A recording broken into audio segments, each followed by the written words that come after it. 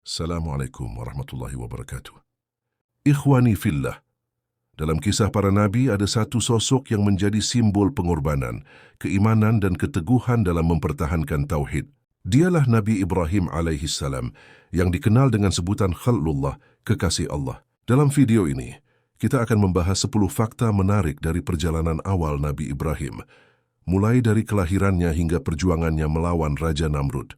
Semoga yang like dan subscribe channel ini selalu dimudahkan dan dilancarkan rezekinya oleh Allah.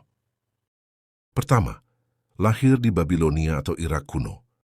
Nabi Ibrahim lahir di kota Ur, di wilayah Babilonia kuno, pada masa pemerintahan Raja Namrud bin Kan'an. Pada masa itu, masyarakat menyembah berhala dan matahari. Sistem kepercayaan mereka sudah jauh dari ajaran tauhid. Kelahiran Ibrahim membawa cahaya di tengah kegelapan, sebab sejak kecil ia ditakdirkan menjadi pembawa risalah keesaan Allah.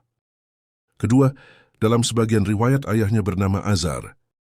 Ayah Ibrahim yang bernama Azar merupakan pengrajin patung yang disembah oleh masyarakat Babilonia. Ironisnya, ayahnya sendiri menjadi bagian dari sistem penyembahan berhala yang kelak akan dilawan oleh anaknya sendiri.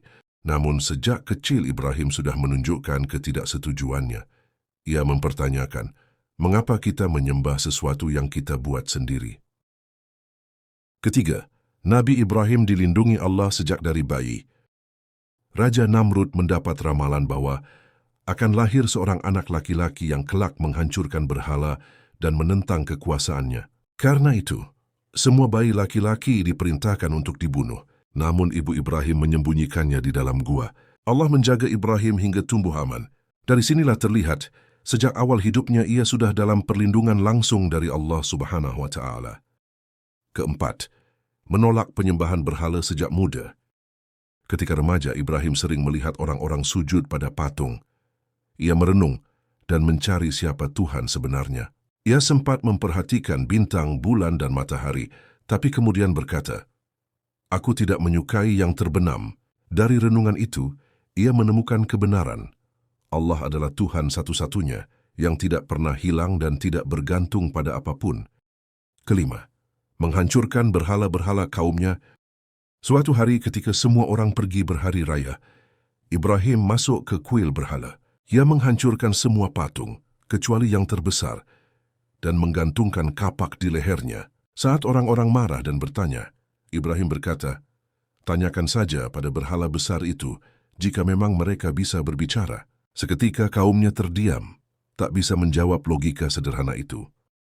Keenam, dibakar hidup-hidup oleh Raja Namrud. Kaum Ibrahim yang marah kemudian melapor kepada Raja Namrud. Ibrahim dianggap penghujat dewa dan harus dihukum mati dengan cara dibakar hidup-hidup. Tapi Allah berfirman, "Hai api, jadilah dingin dan keselamatan bagi Ibrahim."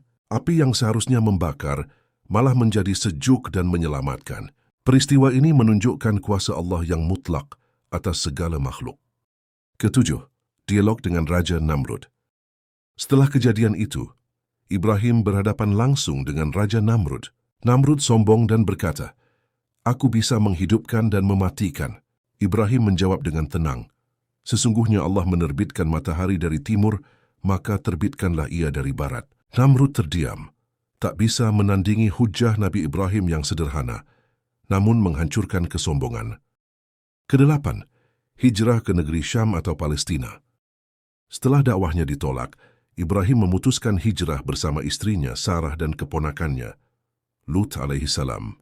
Mereka menuju tanah Syam, yang kini dikenal sebagai Palestina. Hijrah ini menjadi simbol bahwa iman lebih penting dari tanah kelahiran. 9. Menikah dengan Sarah dan Hajar.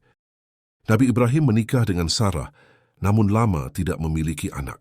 Atas izin Allah, Sarah memberi Hajar, seorang wanita salehah, kepada Ibrahim, dan dari Hajar lahirlah Ismail alaihissalam. Kemudian Allah memberi karunia anak kedua dari Sarah, yaitu Ishak alaihissalam. Kedua putra ini kelak menjadi asal dua garis keturunan besar para nabi. 10. Ujian perintah menyembelih Ismail. Salah satu ujian terberat datang lewat mimpi.